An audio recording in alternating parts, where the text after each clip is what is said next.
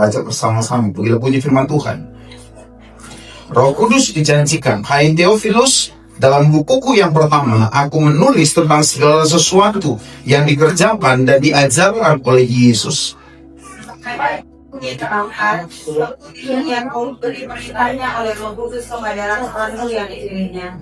Kepada mereka ia menunjukkan dirinya setelah penderitaannya selesai, dan banyak tanda yang membuktikan bahwa ia hidup. Sebab selama 40 hari ia berulang-ulang menampakkan diri dan berbicara kepada mereka tentang kerajaan Allah. Ia mereka mendiamkan Yelisabet dan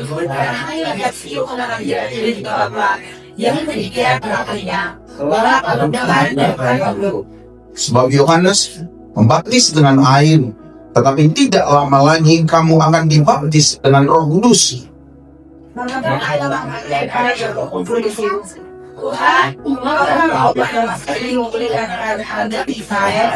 Jawabnya, engkau tidak perlu mengetahui masa dan waktu yang ditetapkan Bapa sendiri menurut kuasanya.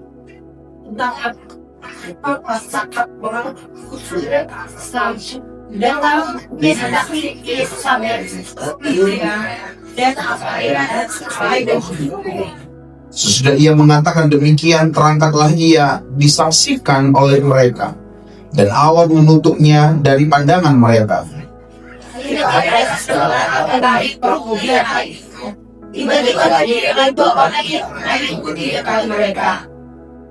Dan berkata kepada mereka, hai orang-orang Galilea, mengapakah kamu berdiri melihat langit? Yesus ini yang terangkat ke sorga meninggalkan kamu akan datang kembali dengan cara yang sama seperti kamu melihatnya.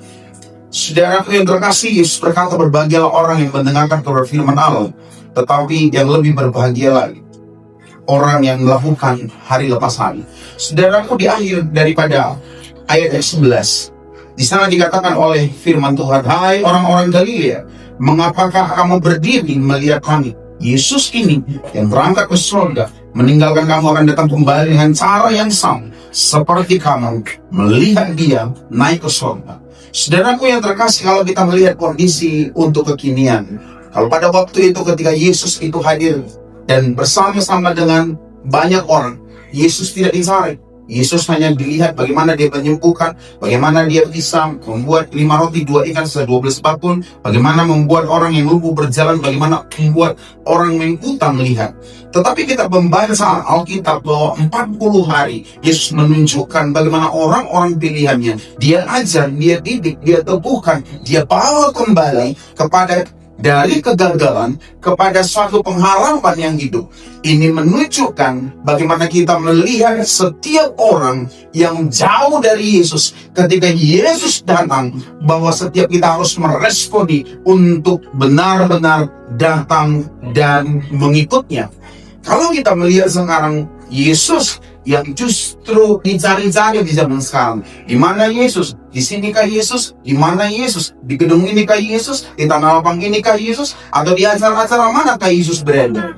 Tetapi ini menjadi satu makna yang begitu dalam, bahwa Yesus itu adalah pribadi yang sungguh-sungguh dicari mulai dari dulu sampai sekarang. Bedanya dulu orang ingin melihat bagaimana keraguan itu terjawab ketika mereka melihat Yesus secara langsung. Tetapi orang yang sekarang mencari-cari hadirat Yesus, pribadi Yesus, untuk bagaimana mereka mengalami mujizat dan kebaikan-kebaikan Allah dalam hari-hari ini.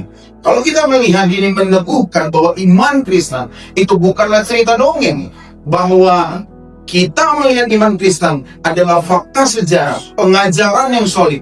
Banyak yang mengira bahwa pengajaran iman Kristen sekedar lompatan ke dalam kegelapan yang tidak jelas, yang tidak tahu, yang tidak punya data. Tetapi kekristenan menunjukkan didirikan di atas dasar bukti yang kokoh. Itu sebabnya 40 hari Yesus membuktikan kepada murid-murid, kepada banyak orang, bahwa dia betul-betul bangkit, bahwa ia betul-betul hidup. Dan ini bukan suatu agama yang kosong, ini bukan suatu keyakinan yang kosong, ini betul-betul betul Yesus. Ini bukan Yesus yang digantikan atau Yesus yang salah, bukan. Ini Yesus yang betul-betul Yesus. Dan di sini murid-murid melihat, wah, dia hidup, dia berjalan, dia bersama-sama dengan kita. Tetapi ternyata di sana Yesus mengajak murid-murid untuk melihat dan bersama-sama untuk merasakan, mengalami bagaimana mereka melihat Yesus naik ke surga. Dan ini menjadi sesuatu yang penting, saudara. Ada 4 hal bagaimana kenaikan Yesus berarti bagi kita. Yang pertama adalah bahwa kenaikan Yesus berarti ia pulang, bukan pergi. Dan kita juga akan pulang ke sana. Yohanes pasal 16 ayat 28 berkata, aku datang dari Bapa dan aku datang ke dalam dunia, aku meninggalkan dunia pula dan pergi kepada Bapa. Kenaikan Yesus adalah tanda bahwa Yesus bukanlah meninggalkan murid-muridnya dalam kesepian, dalam kekosongan, dalam kesendirian, tetapi Yesus pulang ke rumahnya. Memang dari sana dia berasal. Itu sebabnya beberapa kali Yesus berkata bahwa aku bukan berasal dari dunia ini. Rumah Bapa adalah rumahku. Dan dia turun dari kemuliaan surga untuk menjadi manusia sama seperti kita, mengenakan tubuh manusia, dan dia hidup di tengah dosa, dan dia memikul salib, mati, bangkit, dan dia menebus dosa manusia. Itu sebabnya saudaraku yang terkasih, bahwa kenaikan Yesus itu membuka mata kita bahwa dunia ini bukan rumah terakhir kita, bahwa ada batas waktu juga pasti akan pulang ke rumah Kristus. Dan kenaikan Yesus adalah pintu masuk ke kemuliaan yang kekal bagi kita. Karena Yesus naik, hidup kita harus mencari perkara di atas. Itu sebabnya Paulus berkata, kalau bisa aku hendak menggantikan tubuhku yang ini, dan aku segera masuk kepada tubuh kemuliaan. Aku ingin melihat sinar kemuliaan Allah. Dan disinilah bagaimana kita bisa melihat diri kita harus ada di dalam rencana Allah, harus masuk dalam perkara-perkara yang di atas. Kita sibuk memikirkan perkara-perkara yang di dunia. Itu sebabnya ada begitu banyak orang yang stres karena sakit, stres karena tidak ada finansial, stres karena hubungan pernikahan yang begitu jauh dan bermasalah, stres karena kondisi ekonomi, stres karena kondisi pekerjaan. Tetapi di sini ditegaskan bahwa kita bukan tetap ada di dunia ini, tetapi kita akan bersama-sama dengan Kristus, karena dari sanalah Kristus berasal, dan dia pulang ke sana, dan dia akan membawa kita ke sana. Saudara-saudaraku yang terkasih, itu sebabnya jangan membangun istana di dunia, sebab kita hanya menumpang lalu pulang. Bahwa kita tidak bisa membangun apapun yang di sebelah kiri dengan begitu banyak waktu melelahkan, bahwa kita tidak diajarkan oleh Allah tidak bertanggung jawab, kita tidak boleh mengumpulkan, Allah tidak mengajar kita untuk kita berleha-leha malas, bukan. Tetapi hati kita jangan sampai terpaut untuk melekatkan, untuk merantaikan hati kita di dunia ini. Itu sebabnya di hari minggu yang lalu Bapak menyatakan bahwa ada begitu banyak orang yang sekarang menganggap bahwa surga itu tidak menarik, sehingga rasa percaya mereka hancur, mereka mundur, dan mereka tidak melakukan apa-apa, dan mereka menganggap pekerjaan Tuhan dan juga ajaran Tuhan menjadi satu beban, bukan menjadi satu berkat. Mereka menganggap finansial itu hanyalah menjadi satu berkat. Tetapi di sini kita diajar bagaimana kemuliaan itu betul-betul yang dulu sulit untuk kita lihat, yang dulu sulit untuk kita alami. Tetapi disinilah Yesus membagikan. Dan malaikat juga menyatakan, ngapain kamu melihat? Kamu pasti akan ada di sana. Yang kedua, saudaraku yang terkasih, kenaikan Yesus adalah bukti bahwa kita tidak diciptakan untuk berakhir di kubur, tetapi dibangkitkan. Ada begitu banyak orang yang sangat-sangat sulit untuk menerima kematian. Ada begitu banyak orang yang berpikir bahwa ketika orang sudah mati, maka dia akan terus di sana. Dan lebih parah lagi, rohnya gentayangan ke sana kemari. Alkitab berkata bahwa jiwa seseorang itu sudah kembali kepada Bapa ketika dia sudah mati. Tetapi Alkitab menjelaskan bahwa tubuh kita ini mungkin akan ada di tanah menjadi debu, tetapi Tuhan akan memberikan kepada kita tubuh yang baru, tubuh yang tidak binasa, tubuh yang tidak memiliki kelemahan, tubuh yang tidak kena sakit penyakit. Dan tubuh inilah menjadi pengharapan kita, dan kita juga tidak menyalahkan Tuhan dengan tubuh kita yang mungkin belum maksimal, yang mungkin belum cantik, belum ganteng, belum seperti yang kau inginkan dengan orang-orang yang kau bandingkan dengan dirimu. Alkitab menjelaskan bukan tubuh seperti itu yang engkau banggakan, tetapi tubuh yang baru yang diberikan oleh Allah kepada orang-orang percaya yang akan menyusul ketika sangkakala berbunyi. Dan saudara, kenaikan Yesus mengubur ketakutan kita akan kematian. Kematian itu bukan sesuatu yang membuat kita binasa, membuat kau binasa kalau kau tidak percaya Kristus. Tetapi ketika kita percaya Kristus, maka kematian itu bukan ketakutan bagi kita, tetapi kita akan melihat bagaimana perkara Allah membawa kita semakin dalam melihat kemuliaannya. Kenaikan Yesus mengubah duka kita menjadi sukacita yang tidak bisa dirampas oleh manusia. Kenaikan Yesus menunjukkan masa depan tubuh orang percaya. Kenaikan Yesus memberi damai yang tidak bergantung pada situasi dunia ini. Itu sebabnya murid-murid berkata apa? Tuhan, kapankah kau pulihkan Israel? Waduh, boro-boro kamu memulihkan Israel, diri kamu aja belum begitu konkret percaya kepada itu. Kau menyangkal, kau menyakiti hatiku, kau mencela aku, kau menfitnah aku, belum lagi kau selesai tentang itu, tetapi kau langsung berkata, Tuhan, kapan engkau memulihkan Israel? Sering Allah itu mengoreksi harapan-harapan kita. Sering Allah itu mengoreksi kebiasaan-kebiasaan kita. Sering Allah mengoreksi tujuan-tujuan kita. Itu sebabnya saudaraku, bahwa ketika kita melihat bahwa tubuh ini yang menjadi fokus kita, maka kita akan melihat tetap perkara-perkara yang di bawah ini menjadi fokus kita, dan perkara-perkara yang di atas itu menjadi beban kita. Dunia ini berubah, dunia ini tidak bisa konsisten, dunia ini bisa tidak stabil dengan mudah. Tetapi bagaimana pengharapan kita kepada Kristus tentang tubuh ini, tentang pengharapan ini, itu tidak membuat kita lemah. Situasi-situasi dunia, keadaan apapun, jangan mengontrol hatimu. Harusnya firman Tuhan yang mengontrol hatimu. Harapan kita menjadi hidup, harapan kita fokus kepada hal-hal yang penting.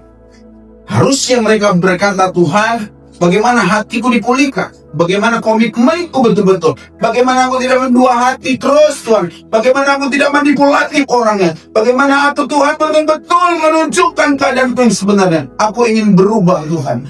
Bukan kita melihat tubuh kita, sehingga kita sering melihat status medsos kita. Itu lebih banyak untuk reputasi kita, untuk diri kita. Harusnya itu ingin memperlihatkan kemuliaan Tuhan yang melalui diri kita. Saudaraku yang terkasih, sekarang kefanaan ini tubuh, kalau saya melihat anak-anak itu banyak yang meninggal karena perang, banyak yang sakit, banyak yang mati karena lapar. Tetapi saya percaya bahwa apa yang dikatakan oleh firman Tuhan, bahwa pada satu waktu sangkakala dibunyikan, maka tubuh yang lama, tubuh yang fana akan digantikan, dan kita akan bersama-sama dengan Tuhan.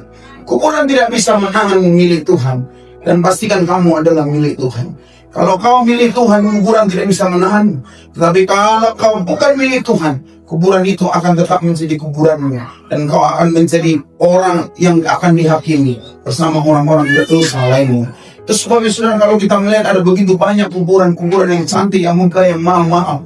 Kalau orang itu adalah orang yang milik Tuhan, kita percaya orang itu akan bersama-sama dengan kita, bersama-sama dengan orang percaya. Tapi kalau saudara bukan milik Tuhan, karena tidak percaya kepada Yesus Kristus sebagai Tuhan dan Juru Selamat, maka kuburan itu akan menjadi tempat bagi saudara, dan bahkan saudara dihakimi dan mengalami penyiksaan daripada Allah.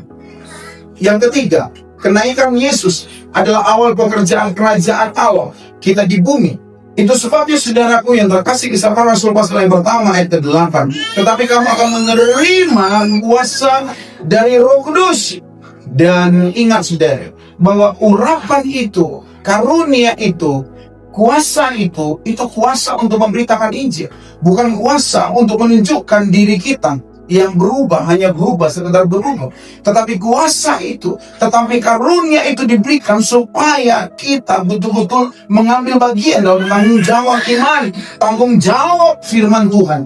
Sehingga kita bisa melihat ada begitu banyak karunia pengetahuan yang diberikan kepadamu. Jangan pakai pengetahuanmu untuk mencoba ayat untuk membenarkanmu, memotong ayat untuk mengklaim apa yang kau inginkan. Dan engkau ingin mengambil ayat-ayat yang mengontrol dan memenangkan kekecewaan dan kepahitan. Bahwa Tuhan memberikan karunia kepada kita. Minta karunia daripada Roh Kudus. Roh Kudus apa karunia? Karuniaku, berikan aku karunia supaya aku betul-betul bisa melayani engkau. Engkau harus minta. Dan karunia itu kau pakai untuk melayani Tuhan. Yesus naik ke surga, maka Roh Kudus memberi kuasa untuk kita menjadi saksinya. Ada banyak orang sekarang itu, saudara, saya tidak menyalahkan orang doa. Ada banyak orang yang mau didoakan jatuh, ada begitu banyak orang yang mau masuk dalam hal spektakuler. Tetapi ada hal yang paling penting tentang bagaimana kuasa itu diberikan, karunia Allah itu diberikan. Kalau seseorang itu diberikan karunia, diberikan pengalaman daripada Roh Kudus, kuasa, tetapi orang tersebut tidak mau mengambil bagian dalam kerajaan Allah, maka seseorang itu sebenarnya tidak memahami dengan benar bagaimana Allah mengubah dia menjadi duta Kristus, duta kerajaan Allah. Bahwa Paulus berkata, hidupku bukanlah aku lagi, tetapi Kristus yang hidup di dalam aku. Bagaimana kita bisa melihat bahwa kenaikan Kristus ini bukan panggilan untuk menatap langit saja, hanya menatap langit dan hanya membuka firman, hanya untuk mendewasakan kita dengan ilmu, mendewasakan kita dengan pengetahuan, mendewasakan kita dengan argumentasi, tetapi kita harus bergerak aktif memenangkan jiwa. Saya begitu suka ada satu kisah dari seorang ibu yang menceritakan anaknya yang mau untuk menyisihkan jajanannya, untuk memberikan makanan, minuman kepada satpam, kepada orang-orang di jalan. Kadang dia menyisihkan MBG-nya untuk dia membagikan kepada orang-orang yang di pinggir jalan. Saudara-saudara, bahwa setiap kita itu harus mengambil bagian. Bahwa Tuhan tidak sekedar hanya ingin supaya kita ditunjukkannya punya sesuatu yang lebih. Setiap kita itu punya tanggung jawab, punya beban, punya kerinduan yang sungguh harus ditunjukkan dari pimpinan Roh Kudus kepada kita. Kalau seseorang itu berkata, saya belum punya Roh Kudus, Pak, saya belum bisa mengubah kebiasaan saya, Pak, kebiasaan saya itu, Pak, tidak berubah, saya sulit untuk berdoa, saya sulit untuk membaca firman, saya sulit untuk bisa melayani, saya sulit untuk hidup kudus, saya sulit untuk hidup dalam terang. Tetapi di sini Roh Kudus ingin mengajak kita, ingin menuntaskan apa yang belum pernah kita lakukan dalam menyenangkan hati Allah. Kita sering menyenangkan diri kita sendiri, kita sering menyenangkan bagaimana kehidupan kita atau penderitaan kita yang selalu kita jadikan kekecewaan dan kepahitan dan runtuhan. Pertanyaan yang begitu besar, kenapa keadaan itu tidak berubah? Tetapi Allah ingin memberikan suatu tawaran, suatu ajakan kepada kita, bahwa kita memiliki satu respon yang kuat, bahwa harus memberitakan Injil. Itu sebabnya kalau ilmu untuk saat ini saya tidak kampung, saudara. Saudara bisa punya banyak ilmu untuk sekarang ini, tetapi ada begitu banyak orang punya ilmu. Justru ilmunya itu membahayakan dirinya, memasukkan dirinya pada ketidaktaatan, ketidaksetiaan, dan seluruh keilmuan itu dibuat untuk menjadi dosa. Itu sebabnya kalau saudara ingin melayani, kalau saudara ingin masuk ke dalam hal yang lebih banyak lagi, maka kita harus betul-betul mengalami kuasa Roh Kudus, harus mengalami namanya pencurahan Roh Kudus, supaya kita tidak menjadi lebih jahat ketika kita sudah mengencap, menikmati, memiliki banyak hal-hal yang rohani. Kalau kita lihat saudara, sekarang ada begitu banyak orang yang mundur. Kenapa? Karena orang itu juga tidak melihat sebagai kedekatan dirinya kepada panggilan Allah. Dia hanya ingin melihat bagaimana Allah yang maha besar itu ingin memberkatinya. Saudara, kita adalah anak-anak Tuhan yang butuh berkat. Kita adalah anak-anak Tuhan yang butuh makan, butuh minum. Tetapi kalau kita butuh untuk dipuaskan keinginan kita, disitulah kita menjadi berdosa, disitulah kita menjadi jatuh, disitulah menjadi tidak berkenan di hadapan Tuhan. Jangan selalu berkata, Tuhan tolonglah, tetapi sesekali bilang, Tuhan utus aku, pakai aku Tuhan. Kadang kita tuh sudah nampak selalu keinginan, tambah lagi keinginan, itu yang membuat kita tuntutan. Keinginan satu sudah dipenuhi, tambah keinginan dua, tambah keinginan tiga, tambah keinginan empat, tambah keinginan lima, tambah keinginan tujuh. Kelima menit terpenuhi, sampai 5 menit terpenuhi, tambah lagi, tambah lagi. Kita sering menguji Tuhan hanya untuk terus menambah dan berkata, Tuhan kasihanilah aku, Tuhan tolong aku, Tuhan berkati aku.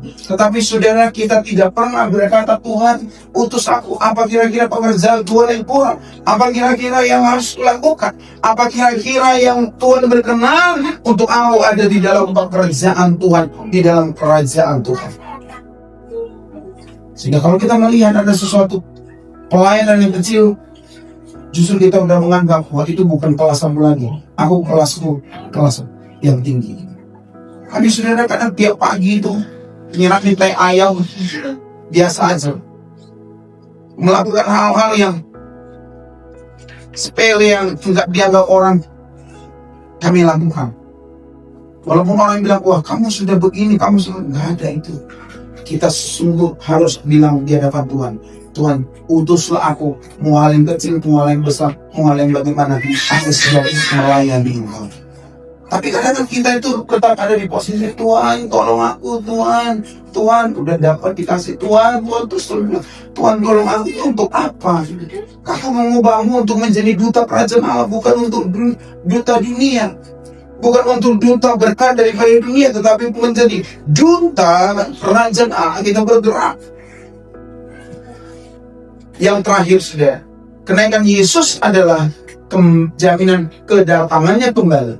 Dan Yesus berkata dalam Kisah Rasul 1 ayat yang ke-11, firman Tuhan berkata, Yesus ini yang terangkat ke surga akan meninggalkan kamu, akan datang kembali dengan cara yang sama seperti kamu melihat dia naik ke surga. Itu sebabnya ini menjadi jaminan bahwa Yesus akan datang kembali, bahwa hidup kita akan menyongsong di awal-awal hidup kita dalam pengharapan akhir zaman. Dan setiap hari adalah persiapan penyambutan Raja yang membuat kita giat bertumbuh. Kalau kita melihat hari-hari ini, sudah hari-hari ini begitu banyak yang menakutkan, begitu banyak yang membuat gentar. Belum lagi nanti katanya 2028 chaos, krisis moneter yang besar sekali 10 tahun, 2029, belum lagi 2030, bonus demografis, semua orang banyak yang penganggur, semua orang banyak yang tidak punya pekerjaan, dan ada banyak ketakutan yang dinyatakan nanti karena orang banyak menganggur, akhirnya mencuri lah, akhirnya begal lah, akhirnya merampok lah, akhirnya nggak bisa melihat rumah kosong, dilihat rumah kosong, rampok, bunuh orang itu, rampas, curi, dilihat ada yang kosong, ambil, dilihat nggak bisa melihat apa yang kosong. Saudara, itu sebabnya kita harus punya persiapan akan hidup, punya persiapan akan kehidupan, punya persiapan tentang bagaimana saudara betul-betul menambah kebajikan saudara, menambah keterampilan, menambah mentalitas saudara, menambah nilai juang saudara, sehingga kita tidak menjadi orang-orang yang mempersiapkan kedatangan Tuhan dengan kondisi yang sangat menyedihkan, dengan berkata, Tuhan, untunglah kau datang. Kenapa rupanya kalau nggak datang kau mati kian aku? Lemas sekali, udah baik kali hidupku, udah kecewa kali hidupku. Kenapa rupanya? Ya aku udah malas aku hidup di dunia ini, udah malas juga aku. Ya udahlah, begitu formalitas aja ya semua ini Tuhan Yesus. Oh iya nya, makanya aku datang. Ya makin kau datang pun cepat aku. Kalau 2 hari lagi kau nggak datang tadi, udah jadi mungkin udah mudah aku tuh. Tetapi kita bukan menjadi orang-orang seperti itu. Kita menjadi orang yang giat berbuat, menjadi orang yang jauh daripada perkataan seperti tidak ada kerjaan dalam kerajaan Allah. Seperti sudah terlalu banyak yang dikerjakan dalam kerajaan Allah, atau sudah banyak lagi tugas tanggung jawab dalam kerajaan Allah. Ingat saudaraku, bahwa ketika Yesus datang, maka kita akan mempertanggungjawabkan tentang hidup kita. Ada banyak orang yang sharing sama saya, Pak Pendeta saya sakit, ini pendeta juga, Pak Pendeta saya kecil, saya diomongin saya begini, saya di fitnah saya begini, Pak Pendeta yang satu istri saya bilang begini, Pak Pendeta saya bilang istri saya pelan begini, Pak Pendeta suami saya pelan begini, Pak Pendeta yuk kami begini, Pak Pendeta si ini begini, padahal dia orang yang sekolah, Pak Pendeta ini begini, saya bilang begini, gak usah urusin itu. Setiap orang pasti akan mempertanggungjawabkan segala sesuatu di hadapan Tuhan. Kalau orang gak yakin bahwa dia tidak akan mempertanggungjawabkan, disitulah sebenarnya dia harus dipertanyakan keimanannya, dipertanyakan kepercayaannya kepada Yesus. Sebab ketika kita tahu segala sesuatu dipertanggungjawabkan, makin kita takut malu, makin kita ada kebesaran. Segala sesuatu kita jawabkan. Itu sebabnya pikiran kita jaga, perkataan kita jaga, hidup kita jaga. Segala sesuatu dipertanggungjawabkan oleh Tuhan. Makanya keluarga kita harus kita bawa dalam dia. Akan diminta Tuhan, gimana kesetiaanmu, gimana ketaatanmu. Maka Tuhan akan bilang, kok kenapa punya? Ya Tuhan, dunia mencuri ketaatan dari kesetiaanku. Bagaimana aku bisa taat? Bagaimana aku bisa setia? Uangku sudah habis untuk beli ini. Untuk keinginan ini, kan perlu semua Tuhan. Bagaimana kamu bisa ketaatanmu dicuri? Ya bagaimana aku bisa ibadah ini begini? Bagaimana aku bisa berdoa ini begini? Bagaimana aku bisa mengasihi ini begini? Bagaimana aku bisa mengampuni ini begini? Bagaimana aku bisa kembali bersemangat karena begini? Kita tidak boleh menjadikan suatu masalah hari ini menjadi satu dalil bagi kita untuk tidak taat dan tidak setia. Kita percaya kepada Tuhan bahwa pertanggungjawaban akan diminta oleh Allah, sekecil apapun itu, dari karunia apapun yang diberikan kepadamu, dari ilmu apapun yang diberikan oleh Tuhan kepadamu. Ingat, makanya Yesus bilang, kalau kamu minta banyak, maka banyaklah pertanggungjawaban. Banyaklah yang dipercayakan kepadamu, banyaklah yang dimintakan Allah kepadamu. Saya juga nggak ngerti orang banyak meminta apa-apa sekarang. Ingin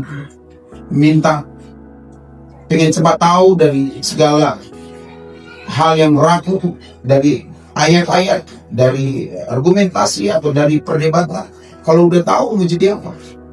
Ada orang ingin cepat mendapat atau menambah pengalaman iman, pengalaman roh, pengalaman. Kalau udah dapat mau jadi apa? Pengen ini, pengen itu, begitu banyak hal rohani. Pengen jadi apa? Kita belajar dari 11 murid, Yudas sudah meninggal. 11 murid, Matias mengganti daripada Yudas. 12 itu sebelum Roh Kudus ada pada mereka, 3,5 tahun itu tidak mengubah hati mereka. Mereka cuma bisa mengubah akal mereka. Makanya akal mereka dipakai iblis untuk berdosa. Kemampuan mereka berbicara dipakai iblis untuk berdosa, untuk menghina Yesus, ada untuk menjual Yesus, untuk menyangkal Yesus. Tetapi setiap kita yang saat ini, yang ada dalam hari-hari yang sekarang yang diberkati Tuhan, kita harus betul-betul baiklah, berkenan dalam itu. Segala sesuatu akan kita pertanggungjawabkan. Dan di akhir daripada ketika Yesus berkata, pergilah, beritakanlah Injil, ajarlah mereka, jadikanlah semua bangsa murid-murid. Kalau kita itu sudah punya profesi, jadikan profesi untuk berkah. Saya juga menjadi dosen, saya jadikan profesi saya berkah. Saya juga konsultan, saya jadikan profesi saya berkah. Saya juga gembala, saya jadikan profesi saya berkah. Saya juga sebagai seorang bapak, saya jadikan berkah. Sebagai seorang suami, saya jadikan berkah. Semua apapun itu jadikan berkah. Bukan jadikan berkah ketika kau melayani, kau jadi berkat. Ketika di gereja baru kau jaga mulutmu, baru kau jaga pikiranmu, baru kau jaga hatimu. Di luar tak kau jaga mulutmu, tak kau jaga pikiranmu, tak kau jaga sifat.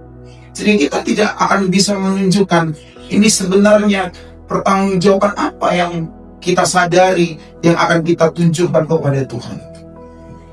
Tetapi hari-hari ini saya percaya kita adalah orang-orang yang dimenangkan oleh Kristus, dan kita adalah orang-orang yang tidak akan dicuri ketaatan kita, kesetiaan kita oleh dunia. Sebab kita tahu segala sesuatu dipertanggungjawabkan kepada Tuhan. Di momen kali ini, saudara, di akhir pada pemberitaan firman Tuhan ini, biarlah di hari kenaikan Yesus Kristus ini, harapan kita mati hidup, gak boleh mati. Apapun yang terjadi dalam hidupku ini, tak pernah ku ragukan kasih-Mu Tuhan. Lewat gunung yang tinggi, dalam lembah yang curam, tak pernah ku ragukan janji-Mu Tuhan. Kau berfirman dan sembuhkan, ku pegang aja itu. Gimana lagi kalau udah susah hidup, ya udah jalanin aja. Sembari berusaha lagi, mau gimana lagi? Gak mungkin kita merundung-rundung di pinggir jalan itu. Gak mungkin kita itu dalam keadaan kita sedih, Tuhan nanti ku sedih. Ya udah ngomong aja sama Tuhan. Mau beli kuli, mau di mana? Nih ada gereja yang saudara bisa berdoa, bisa saudara dibawa merenung-renung. Kalau butuh kopi ada, butuh teh. Tapi jangan sampai saudara merenung-renung, saudara ngambil sisir, saudara begini-begini dari pagi sampai malam. Saya percaya jemaat di Usia nggak ada seperti itu, amin. Jemaat di Usia adalah jemaat yang langsung ditangkap Tuhan ketika stres, lalu dipeluk Tuhan ketika frustasi, langsung dirangkul Tuhan ketika tidak punya jalan, amin. Dan saya percaya anugerah Allah akan menolong kita untuk terus dan terus berbuah dan melakukan yang terbaik bagi Tuhan. Dan saudara, selama 10 hari nanti kita akan berdoa, mulai dari malam hari ini sampai 10 hari. Sekali setahun. Saya tidak melihat ini sebagai suatu hal-hal yang begitu teologis ya sebenarnya. Saya melihat aja sebagai seorang percaya. Ini berdoa, jarang juga kadang jemaat berdoa secara 1 tahun. Tetapi menjelang penyusulan kedatangan Roh Kudus hari ke-50, 40 hari Yesus, dan di hari ke-40 naik 10 hari ke-50 hari Pentakosta. Maka 10 hari murid-murid berdoa. Mereka bertekun berdoa, mereka bertekun dalam pengajian, dan mereka berbagi dari apa yang mereka miliki. Even apapun yang bisa dimakan, even apa yang bisa diminum, mereka tidak melihat itu, tetapi mereka melihat, mereka bersama-sama berdoa. Dan saya berdoa, jemaat-jemaat Tuhan di hari kenaikan ini, 10 hari nanti, mulai dari malam hari ini, sudah berikan waktu berdoa. Doakan aja, minta apa yang kamu minta dari Tuhan, dan ceritakan kondisi hatimu sama Tuhan. Dan di momen hari ini, mulai 10 hari ke depan, berikan waktu, kita akan berdoa setengah 8 dan kita percaya dunia tidak akan mencuri kekatan kesekian kita dari Tuhan. Saya mohon bermain musik, kita pakai berdiri, kita akan mengakhiri ibadah ini.